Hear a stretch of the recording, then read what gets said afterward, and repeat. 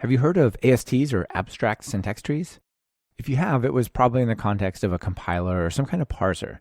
They're a really powerful data structure, but we often only use them really indirectly by using those types of tools. They're just such a, abstract idea to most of us. This week, you'll meet Emily Morehouse. She's here to make this abstract concept much more concrete and discuss the places where the AST can help us write and maintain better code. This is Talk Python to Me, episode 152, recorded February 5th, 2018.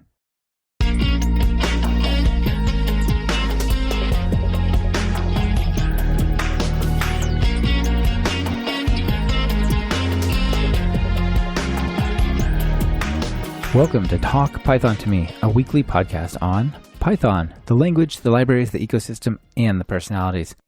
This is your host, Michael Kennedy. Follow me on Twitter where I'm at mkennedy. Keep up with the show and listen to past episodes at talkpython.fm and follow the show on Twitter via @talkpython.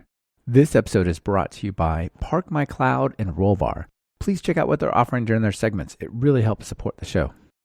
Emily, welcome to Talk Python. Hello, how are you doing? I'm doing really well. It was so nice to meet you in Vancouver, and I really enjoyed the talk that you gave about the abstract syntax tree. You made this abstract kind of concrete. It was nice. Thank you. Yeah, I've gotten some really, really positive feedback from it, so I was very happy to be a part of it. Yeah, it was really cool. And we're going to talk all about the AST and what it means in Python, where it comes in, how you can actually leverage it to do all sorts of cool stuff. But before we get to all those things, let's start with your story. How did you get into programming in Python? So I kind of stumbled into it. I was a student at Florida State University. I was actually studying theater and biochemistry. And I did an internship. That's quite the mix. Yeah. But I did an internship at a lab and realized that I could not see myself doing biochemistry for the rest of my life. I also knew that I wasn't going to make a whole lot of money doing theater. So I was really interested in forensics. So I figured if I couldn't do the biochem side, that I would go to the criminology side. So I started in criminology, and it turned out that FSU had just launched a computer criminology program. And so this was, I think, my junior year, like summer of my junior year of college. And they were like, hey, you have really great math scores. Like, why don't you go take a programming class? And I did. And I absolutely fell in love with it. It was like an intro to programming, C++ class. And I built an Enigma machine simulator. Oh, wow. That's cool. The rest is history. Yeah. Yeah, that's really awesome. So this like sort of data-driven criminology, is this like a little bit like CSI, like forensic type stuff? Or what kind of things would you have done there? Yeah, it was a lot of focus on security, a lot of focus on digital forensics. So taking like a dead hard drive and trying to reformulate a lot of the data that you can get off of it, that kind of stuff. That sounds pretty interesting. And I guess, you were thrown right into like the deep end with C++. So if you like that, then, this whole thing must be for you, right? Exactly. Yeah. And I think that looking at my history and how I got into programming and coming from a CS background that was very, very focused on theory and compilers and all that, that's definitely where a lot of this stems from. Yeah, I'm sure. So how'd you go from C++ to Python? That's a bit of a complicated answer. So part of it was that I started building a lot of like side projects with friends. And so we would go through and like figure out how to build a web scraper and stuff like that. And then we started building APIs. And then my university actually offered Python courses. So I was able to take Python and like an advanced Python course. And then I wound up using it for a lot of the research programs that I was working on because it's really great with data processing and building graphs and all that. So right. It's a lot quicker than trying to do that in C++. And yeah. I don't know what. OpenGL, who knows? Something crazy. Yeah. I had to do a little bit of R at one point as well. And I much prefer Python over R. So yeah, that's cool. All right. Well, that's a really cool origin story, how you got started. How about now? Are you still working in criminology? Not quite. I almost did, but I kind of had another interesting turn and wound up starting a company. So I actually am the co-founder and director of engineering of a company called Cuddlesoft. And so we are a digital product development company. So we work with a lot of different types of clients, anywhere from nonprofits to other tech companies.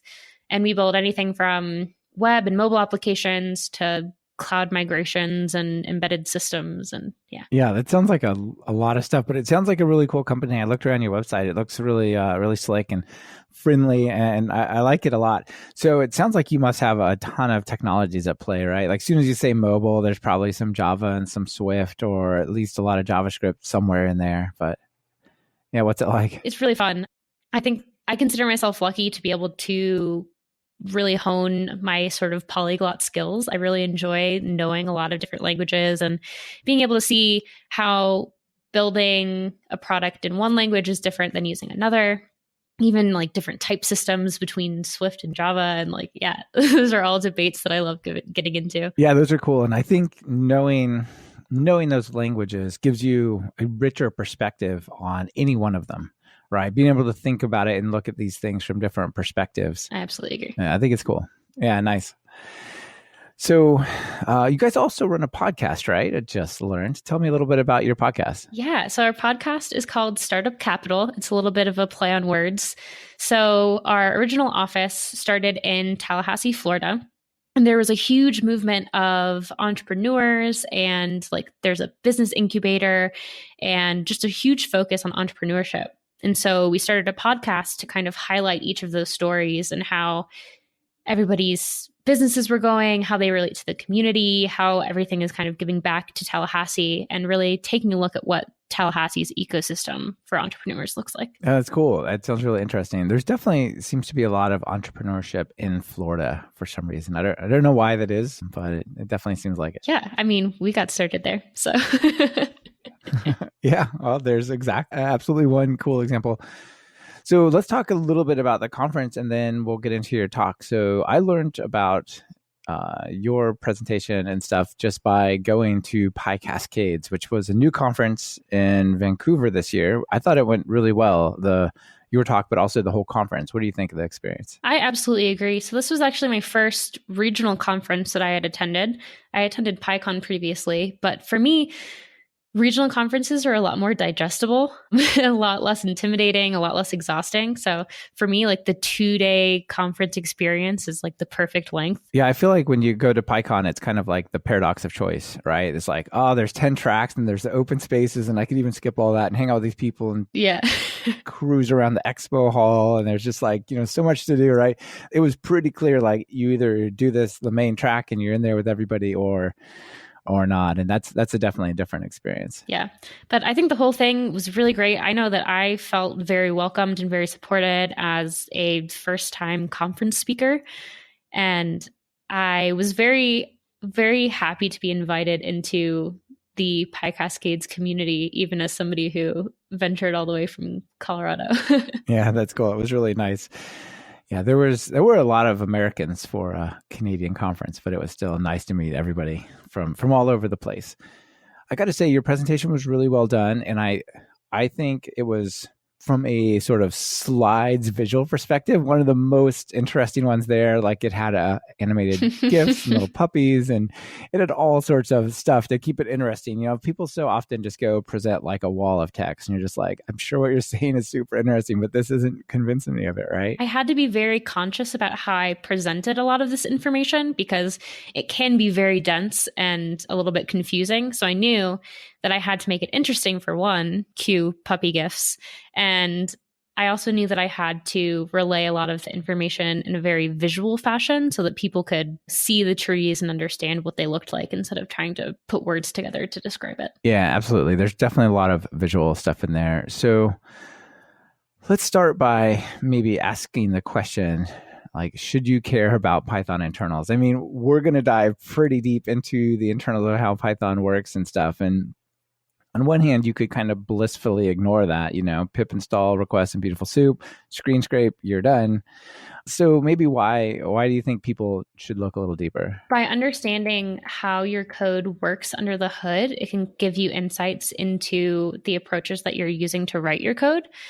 I also think that it's really interesting to learn about how Python works as a language, and then how you can leverage that to build different tools, whether you're using the actual Python AST that gets generated or just knowledge of ASTs to build other really neat tools. Just to know that you can leverage these ASTs to to do more or even change how things execute it's pretty cool to know. And it's not at all obvious that that's possible, right? Absolutely. Yeah. So what we're going to focus on mostly is around taking Python source code, getting it to abstract syntax trees and into bytecode. Like once the bytecode runs, and that sort of is a whole nother area. So I just want to give a shout out for people who are interested in this to Philip Guo's 10-hour C Python code walk. And I did an episode on that with him, like looking inside the C Python implementation at that sort of disassembly part, a whole bunch way back on episode 22. So that's kind of a good complement to this. But let's maybe start by talking about how do we go from source code to machine instructions executing, right? Like actual stuff happening. And you posed a really interesting question of asking whether Python is interpreted or compiled. What's the answer? The answer is both. Usually there's somebody in the audience who actually gets that one right, which I really appreciate.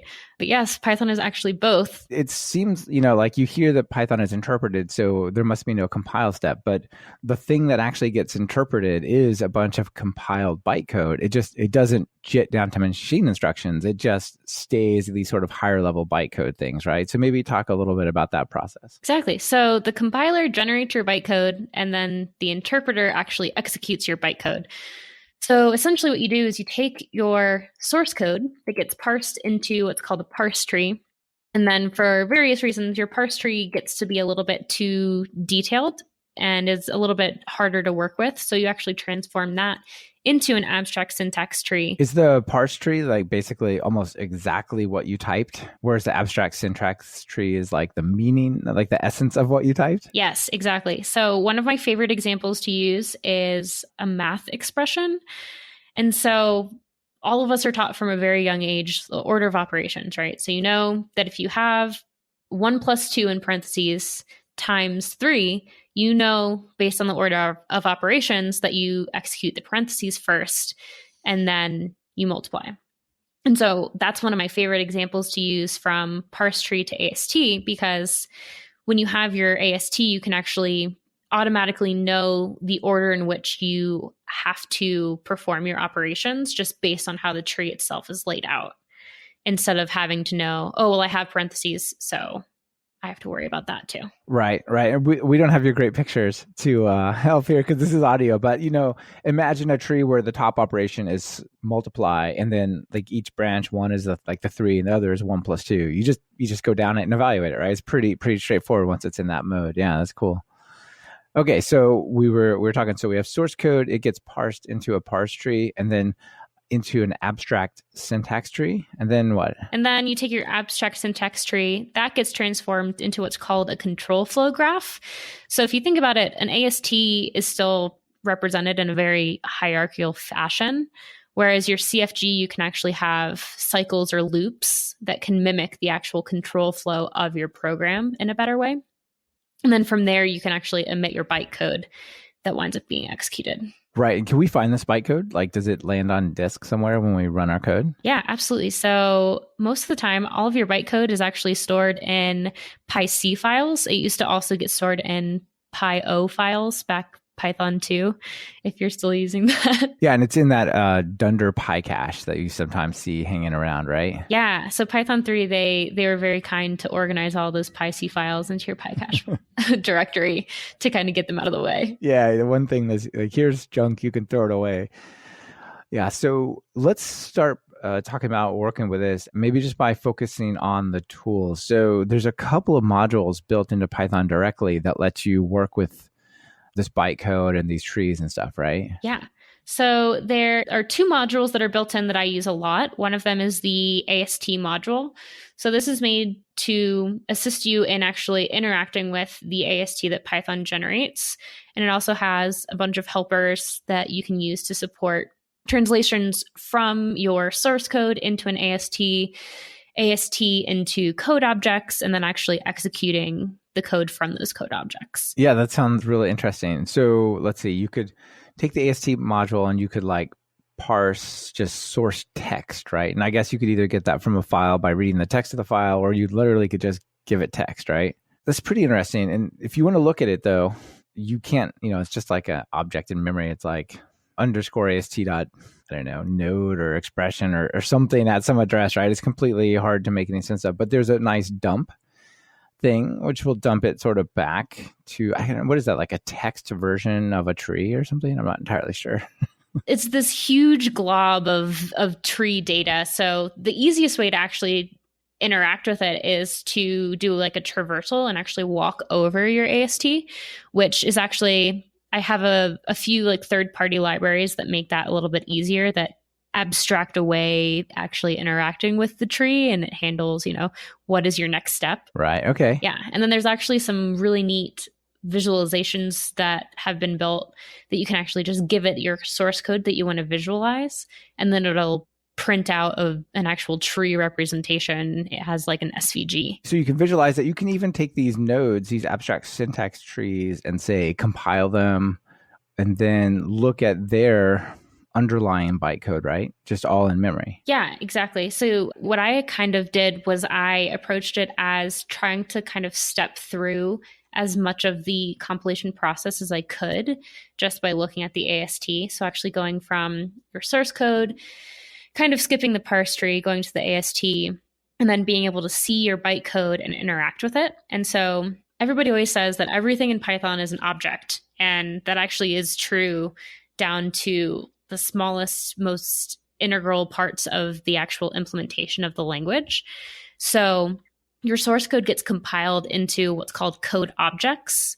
And then those code objects store things like disassembled bytecode, the assembled bytecode. Just the straight numbers, right? Like 3, 102, 7. Yeah. And it's actually stored as bytes. So they're not even like human readable. So you have to go in there and poke at it a little bit and to get everything translated into integers so that you can actually read it as a human. Right. So once you compile it here, or if you use the disassembly module, you can just go to the code objects, and they have like a .co_code, that's the bytes you're talking about. And then you can do a couple of things. You could actually just re-execute it in case you're messing with it here, or you could disassemble it. So I kind of sidetracked you when you're talking about the tool. So there's the AST module, which does all the stuff that we're talking about, right? It'll take source code and you can actually turn it into an AST. But you are also talking about the disassembly module? Yes. So the disassembly module allows you to take your code objects and actually shows you sort of the machine instructions as they get executed. And it also shows you like the registers that they use and a bunch of information, but it makes it a lot easier to actually just look at the disassembled bytecode because it goes through a lot of the lookup processes for you. So I'm not going to remember what these are off the top of my head, but if you see like instruction 101, there's actually a giant switch statement in the C Python interpreter that goes through and says, okay, instruction 101, I know that is supposed to be, I don't know, a load function, or like add a variable to the call stack or something like that. Yeah, there's literally like this huge switch statement that is like 3,000 lines in ceval.c and CPython. That's like just every one of those codes. Okay, it's code 101. What does that mean? What do I do with that, right? And so the disassembly module will basically take this bytecode, whether you got it just from running and directly some bit of code, or from messing with the AST, and it'll show you that and kind of the raw steps, almost the assembly language of Python, right? As close as you're going to get anyway. Yeah. Right. This portion of Talk Python to Me is brought to you by Park My Cloud.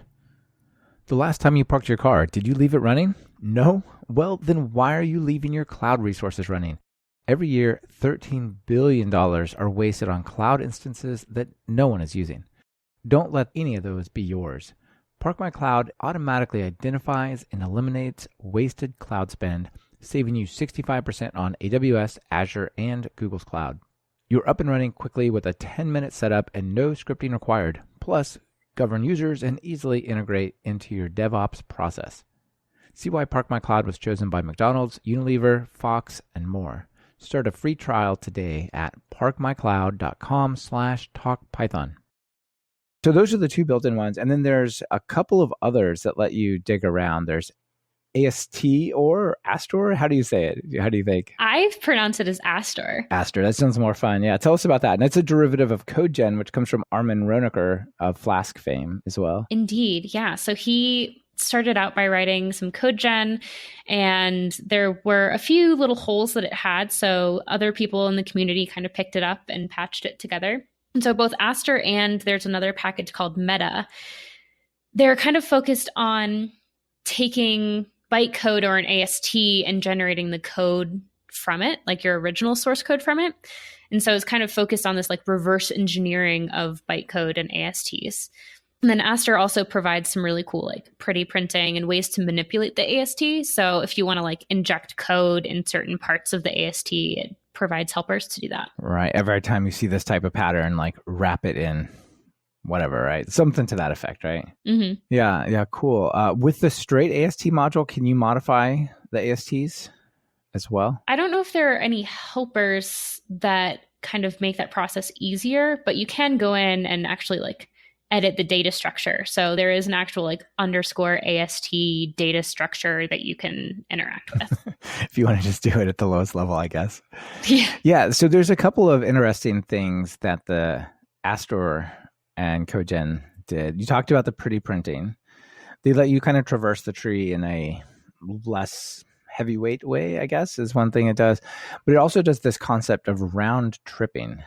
Tell us about this idea of round tripping. I am really interested in round tripping for a few different reasons. But basically what you can do is you can take your source code, translate it into an AST, and then translate it back into Python and see how much your code has changed.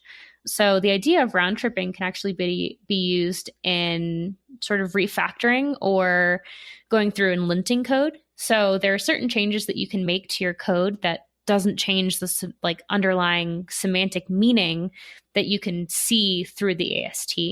So it's a way to kind of guarantee that you've made changes to the syntax of your code, but you haven't actually changed how your code is working or what it's doing. Right. If like the linter says, you really should format this way, or you should tweak it around that way, right? But it really should have exactly the same meaning. If the AST changes, well, it doesn't have the same meaning, right? So this is like kind of a byte level check almost.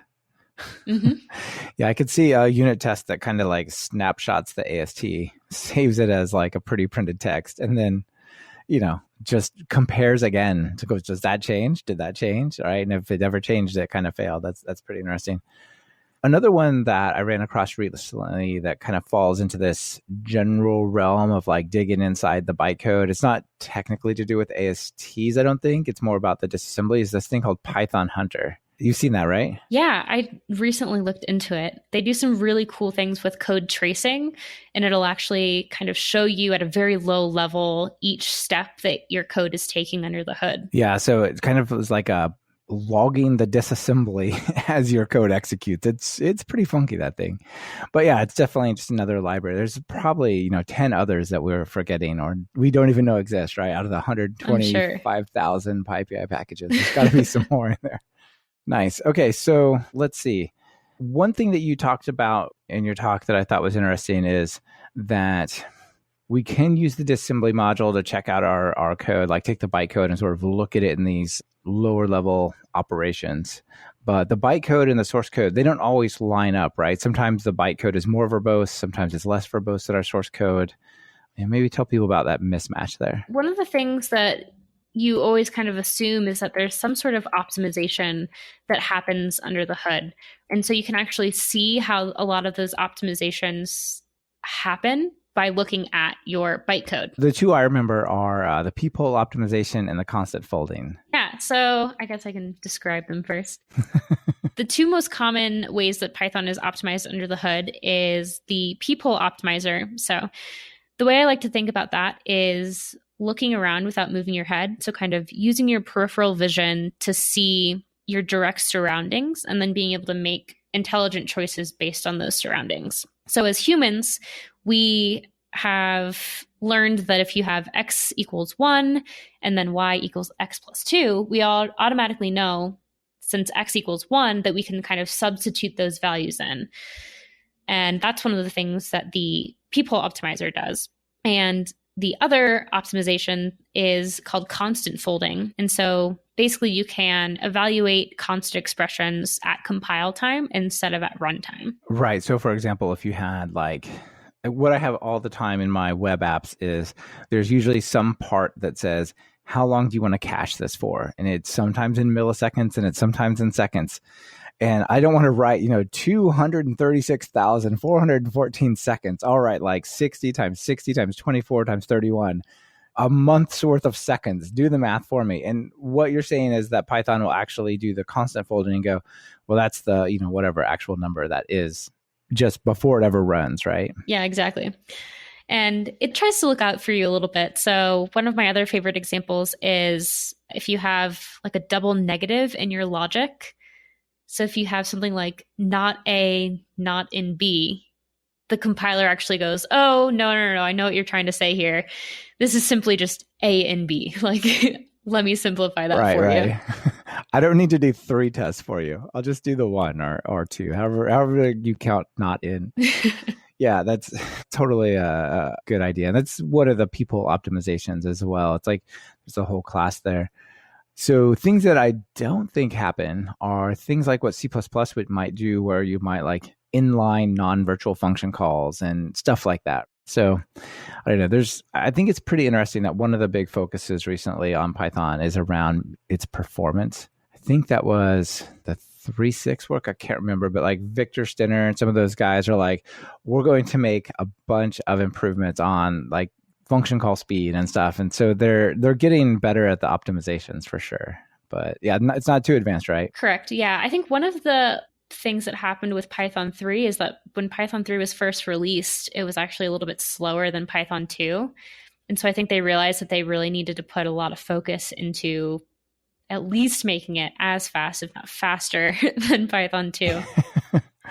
Yeah, we've had this big challenge for quite a while, which I feel like we're on the verge of sort of putting that behind us. But the sort of Python 3, Python 2 wars, it is hard to say you should choose Python 3 when it actually slows down everything you do, right? Exactly. Yeah, that definitely is not what you want on your side of the argument. So it's good that they're making it faster and using less memory. Like there was that whole presentation at PyCon 2017 from Instagram. I don't know. Did you see that one? I might have. Yeah. So they talked about upgrading from Python 2 to Python 3, from Django, some old version, to like modern Django. And they basically save like 12% on their memory usage and something similar around performance just by upgrading. So it's finally getting to the point where it's better to upgrade, not worse. So that's pretty awesome. All right. So these abstract syntax trees, it's interesting to know that they work. It's kind of cool, gives you some insight into your code like we talked about. But, let's talk about some of the applications because, it's sort of an abstract idea until you can do something constructive with it. So you had a bunch of different applications that you talked about. I think that it can be kind of interesting to see these sort of micro speedups that you get based on some of the optimizations that the compiler does. There's also a few like very random cases where if you're trying to get like 100% code coverage for your tests, there's actually certain cases that if you have an if-else statement, for example, that your else, the actual line for the else doesn't actually get executed. So there are certain like weird things where you're like, I don't know, I can't get my else to execute, but I know that it executes. Like, yeah. Yeah. So there are certain ways that you can use this knowledge to sort of debug different errors that you're encountering. Right. Or if you're super obsessed about getting 100% code coverage. Yeah. You just want to force that to happen. Yeah. Another thing is if you wanted to create your own sort of domain specific language derived from Python, right? If you want to change the grammar a little bit. So that's kind of one of the fun things about Python is that anybody can sort of propose a PEP and propose a change to the language. So if you did want to actually get in there and change Python's grammar, you can do that fairly easily. There's a lot of blog posts out there about how to actually get in there and do it. Yeah. It's probably a pretty tough sell to get them to accept like a new concept, right? Usually, yeah. Yeah. I mean, that's one of the things where like once it's in there, you have to live with it no matter what, right? If it's in the language, unless you're doing a major break-in change like Python 2 to 3, like generally, it's kind of like the gift of a puppy, right? You have it once you've received it. Nice. And then we talked about round tripping already. That's another interesting application to sort of verify that changes based on linting or automatic linting actually don't make any any meaningful change to the underlying bytecode. That's pretty interesting. Maybe one of the ones where people see the most is around this idea of code generation. Yeah, so code generators are really cool. And it's actually one of the things that I learned in this process is that there's actually some decent chunks of Python itself and Python's compiler that are actually generated. Oh, that's pretty cool. Yeah. But you can use code generators for a lot of really neat things. So one of them is called Pythoscope. What's that? It will actually essentially generate unit tests for you. So if you have a project that you haven't actually written any tests for, you can use Pythoscope to kind of kickstart that process. That's cool. So the logo they have is like this doctor checking out like a sick snake. It's a pretty good logo, actually. It's funny. Yeah. So looking at this, it says you take the old code and sort of run this thing across it. It will write what it thinks are the unit tests for you in comments for all the various things, and they just fails all the tests, but you can sort of uncomment them and make them real, which is pretty cool. And it apparently uses the abstract syntax tree to go understand the various pieces, right? Yeah. So it uses the AST to kind of figure out what tests that it can actually generate and what needs to be tested and all that. Oh yeah, that's cool. That's a really nice way to do it. So another thing that's pretty interesting is this thing called Transcript. And I've never heard of Transcript. It's apparently a Python in the browser, sort of a Python to JavaScript compiler type thing, like Babel. Have you played with this? Have you seen it? I haven't played with it before, but it's really interesting. So I think that that's one of the things that a lot of people are trying to do is they're trying to make Python a lot more portable. And one of the things I have also learned, I'm just a fountain of knowledge over here, Python was almost the JavaScript of browser languages. Oh, really? Yes. That would have been nice. Yeah, way back in the day, I think there was like an old Netscape browser that was actually built using Python as its like in-browser language. Wow, that's cool. Yeah, so Netscape back in the day, that's when they came up with JavaScript just for Netscape, right? So too bad. But yeah, there are a couple options. There's Sculpt and there's a couple of others, but I don't know how the others work, maybe similarly, but at least this Transcript one, which I didn't know was an option until now, that one uses AST to sort of generate the JavaScript equivalent from Python, which seems like a pretty good way to do it. Yeah, I think that transpiling languages is fairly common. So like you mentioned, there's definitely a lot of transcription in the JavaScript world, just going from newer, ES7, ES6 syntax to original ES5. That's a pretty interesting thing to just say, we're going to solve the version problem by recompiling it down to a different version of source code for you. Yeah. I'm not sure it's a good way, but it's an interesting way. As somebody who has to work with a lot of JavaScript, I definitely prefer the newer syntax, and I definitely appreciate being to use, arrow functions and all that. So yeah, the new JavaScript is a lot better, although it feels much more engineered. Like you almost need a CS degree to properly work with modern JavaScript, where it used to be just this few jQuery selectors and go with it. A real simple type thing, right? Yeah, but I definitely think that that's also sort of reflected in the amount of weight that we're making JavaScript carry in, modern web applications. Yeah, that's true. They are doing a lot, aren't they? Yeah. So another thing that you talked about was reformatting code. How's that work? There are these ideas using things like AutoPep8, where you can kind of translate your code and impose certain restrictions. And so one of my favorite ones, I think it's just yet another Python formatter. Yep, of course. Yeah. And so that one's really neat. It takes a very intelligent approach to actually looking at your code and seeing at a more underlying level what your AST is actually doing and being able to make certain choices based on this advanced knowledge that it has of your code and how it can actually transform it and almost refactor it in a way. It's pretty cool. They have a little online demo that you can play with, and I think this comes from Google, right? Yes. And it lets you pick different formatting guidelines. So you can format via PEP8 or Google or Facebook, like whatever their rules for how Python code should look. You can just make it look like that. That's pretty cool. I would guess you could extend it. Oh yeah, I think you definitely can. I'm a huge fan of code formatting. It seems like a pretty nice sort of right before you check in type of feature. Just make sure you run that against your code always, because there's always those weird, like, why did this file change? Oh, it's just their formatting indented, my formatting unindents, like war in the version control, right? And so having like something sort of stabilizing that's kind of cool. Yeah, and I think it helps normalize the look of code. So code is there for people to read, right? Like humans have to understand what your code is doing. And if you always know that certain line breaks are in certain places or stuff like that, I think it makes it a lot easier for people to actually interact with it. So I actually have, for most of my projects, I'll set up Git hooks. So it's like a pre-commit hook that'll run the formatting and then also run any tests or anything like that to make sure that it didn't break anything. Yeah, that's a really cool idea. I like it. Yeah. Most of the stuff we've talked about so far really has to do with CPython, the disassembly and the interpreter and stuff. But there's alternate interpreters as well, right? And that, of course, involves abstract syntax trees as well. We talked a little bit about Python's speed. And so the best way to speed up CPython is actually to just completely switch out your interpreter. And so that's why there are a lot of other interpreters like PyPy, Jython, Cython, the list goes on. And so you can actually use these other interpreters to run almost exactly the same syntax. But that is one of the downsides, is that in order to make some of these optimizations, you have to have certain sacrifices in the way that your language is represented.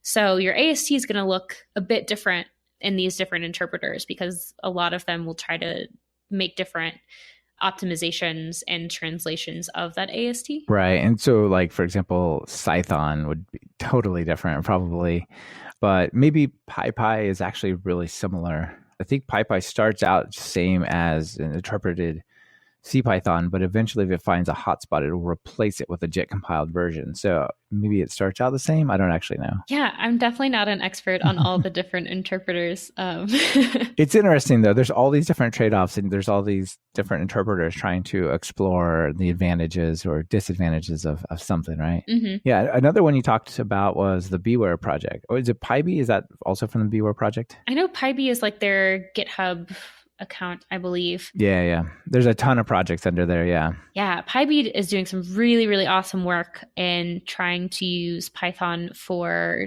like native mobile development. Mm-hmm. And so whether that is in the form of transpiling code in order to interact with native mobile components, or actually they have a project called Batavia.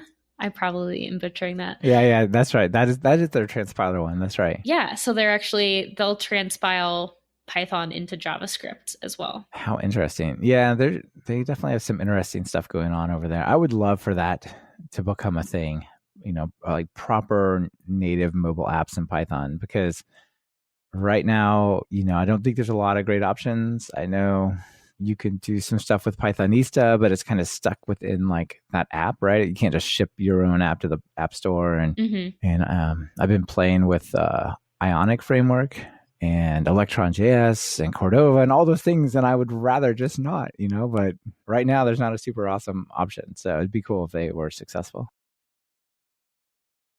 This portion of Talk Python to Me has been brought to you by Rollbar. One of the frustrating things about being a developer is dealing with errors. Relying on users to report errors, digging through log files, trying to debug issues, or getting millions of alerts just flooding your inbox and ruining your day. With Rollbar's full stack error monitoring, you get the context, insight, and control you need to find and fix bugs faster. Adding Rollbar to your Python app is as easy as pip install Rollbar. You can start tracking production errors and deployments in 8 minutes or less. Are you considering self-hosting tools for security or compliance reasons? Then you should really check out Rollbar's Compliant SaaS option. Get advanced security features and meet compliance without the hassle of self-hosting, including Hipaa, ISO 27001, Privacy Shield, and more. They'd love to give you a demo. Give Rollbar a try today. Go to talkpython.fm/rollbar and check them out. I think that being able to actually transpile into native code. So a lot of other platforms like Ionic, etc., will use web views. So you're still running a JavaScript app in your native application. Right. And you have all these performance issues, like large lists are super weird unless you do like virtual scrolling, add-ons, and all kinds of stuff, right? Yeah. And like animations are a lot harder.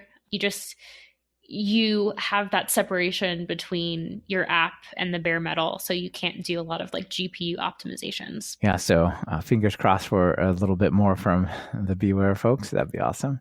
Another one that a lot of people likely interact with, especially from the Flask world, is Jinja too. Yeah. So that's one of the things, like the more you start looking around at the tools that you're using, the more you realize that a lot of them are using ASTs under the hood to accomplish some really cool things. So, but it makes sense because, I mean, HTML in itself can be thought of in a tree structure. And so it's really easy to parse HTML into a tree. And then if you have variables in your Jinja template that need to be filled in, it's really easy to kind of pop those values in and then transpile everything back into an AST or into the HTML from the AST. The template languages are pretty impressive the way they work. For all the different web frameworks, it's kind of cool to see them go. Yeah, and if you think about it, you can have little bits and pieces of Python code in your Jinja templates. And so you can kind of see how all of this comes together, where you've got an AST that you can then edit and kind of piece additional bits of code into the AST and then transpile it all back. So yeah, it's definitely a cool example. So all those are kind of within the realm of Python. How about outside Python? There's a lot of different code analysis that you can do. Any sort of linting is usually going to use an AST under the hood. And then we already talked about Babel in the JavaScript world, but there's also some really cool stuff that they're doing with CSS. So especially with the advent of all of these newer JavaScript frameworks, there's a huge debate over how you actually handle your CSS and your styling now. So you can use an AST to like do CSS transformations and really optimize, the use of mix-ins and different media queries, and you can kind of automate a bit more than what you used to be able to. There's definitely a ton of that stuff over in the JavaScript web world. It's quite interesting, and all the minification and all types of stuff that happens before your code actually goes out to the web. Yeah, it's pretty cool.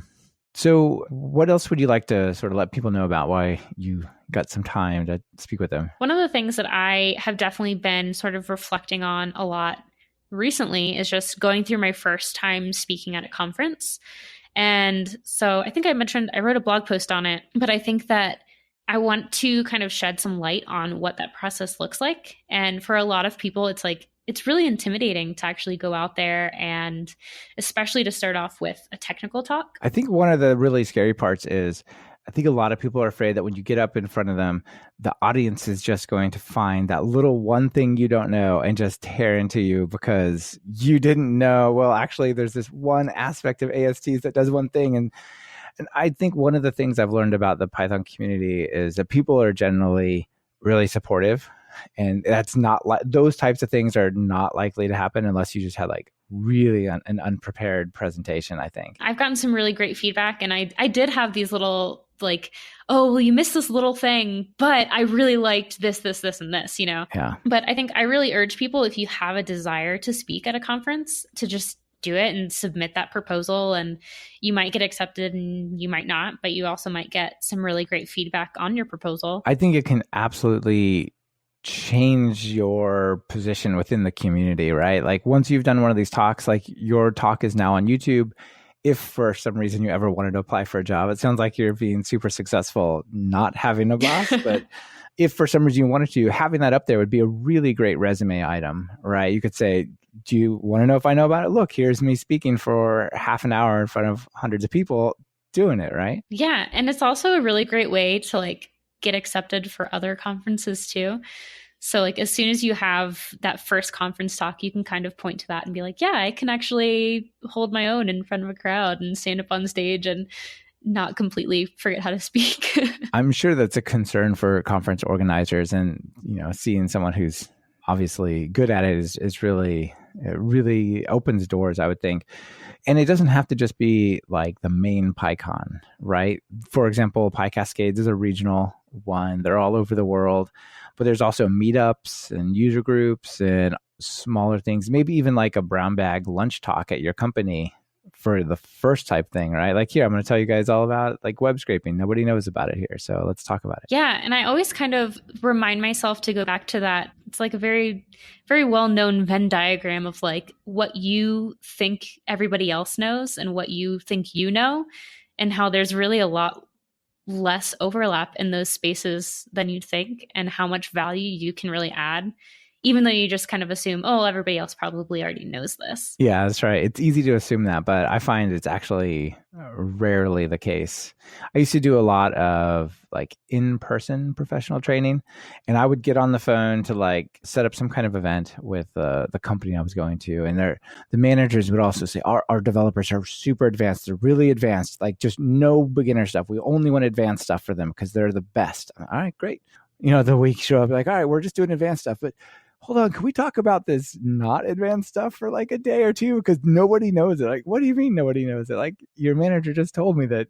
All right, great. That's what I actually believed was the case. But, you don't want to tell that to people, right? But I think there's a lot of value in sort of some of the foundational stuff for sure. Yeah, absolutely. Yeah. So I think there's a bunch of opportunities for people to speak. And it's also, you can kind of level up, right? Like, you do a talk at a user group, and then that gives you the confidence to do a talk at like a regional conference. And then you can do whatever else you want to do. I was very pleasantly surprised at how rewarding it was and how validating it was that like me going from somebody who has like a very technical theoretical background and being kind of mildly obsessed with ASTs and learning about CPython's compiler and interpreter, and then being like, oh yeah, I'm going to give a talk on this, and having people be interested in it and want to talk about, their perspectives and interests. So one of the things that I gained from doing this talk is seeing all the dozens of different interpretations and interests that people had that this talk sparked for them, which was really interesting. Yeah, that's really rewarding. I guess last thought on this one is, how much time did it take you to prepare this whole half-hour presentation with all the research and everything? Like, what kind of commitment was it? Yeah, I put 30 plus hours easy. So that's like more than 10 times. It was 30-minute talk, so 60 times. Yeah, it still seems about right, because it's a lot of research, and your talk was really well put together. So yeah, and that's just the talk preparation itself. So I've been kind of iterating on my own like side research into CPython for probably almost a year now, maybe over a year. So there's definitely a lot of research that's gone into it, a lot of shower thoughts and all that stuff. Yeah, sure. Well, like I said, it was really good talk. We'll link to it from the show notes. People can go watch it. I think they just have like 2 whole days of video, so I have a timestamp in the link. So hopefully it starts playing, but if for some reason it doesn't, it's like 2 hours and 45 minutes into day 2 or something like that. But yeah, it was a really, really good talk, and I'm glad you gave it there. Thank you. I'm glad to have given it. Yeah. So let me hit you with the final 2 questions before I let you out of here. First, if you're going to write some Python code, what editor do you use? I always use Sublime on a daily basis. I'm also really comfortable in VI and Vim just because I did a lot of sort of server management. So I can get around there, but I am a huge fan of Sublime's Anaconda package. Oh, that is really nice. Yeah. Yeah. That's not that's not Anaconda as in the NumPy scientific world. This is a totally different thing. Maybe tell people about it. It kind of brings a little bit of like the IDE experience to Sublime and allows you to highlight, where a function is defined and that kind of stuff. Yeah, it's really a really nice add-on for it. That's cool. And notable PyPI package, we talked about a bunch, but grab one of those or another one. Yeah, I think the one that I always have to talk about when people ask me this is the request library. So I think that was the first Python code that I saw that I was like, wow, this it felt Pythonic to me. I was like, this is how interacting with a package should feel. And I think that Kenneth Reitz always does a really excellent job of thinking about your package's API. All of your code and your classes and all that have an API that humans have to interact with. I love that that's a theme for all of his work. Yeah, the tagline, all of his stuff is for humans. Requests is for humans. And then records is like SQL for humans and all sorts of stuff. Yeah. Yeah, definitely good stuff. He's doing really, really good work. All right.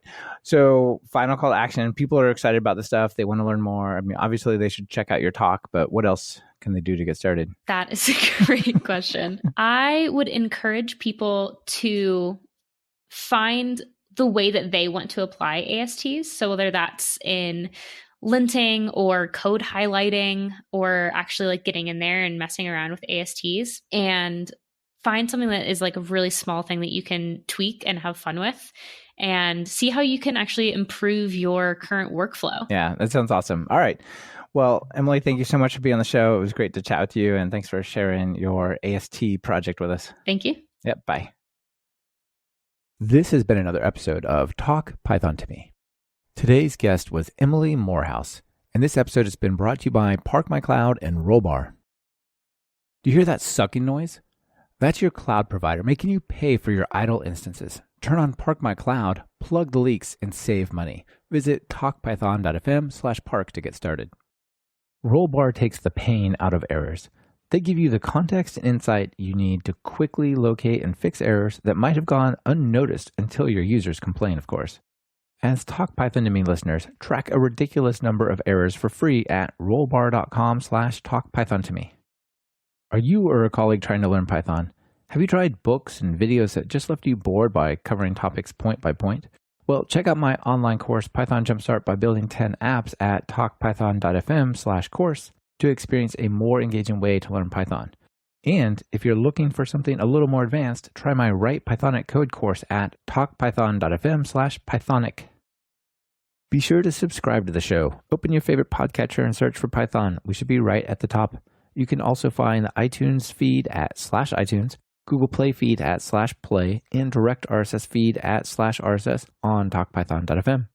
This is your host, Michael Kennedy. Thanks so much for listening. I really appreciate it. Now get out there and write some Python code.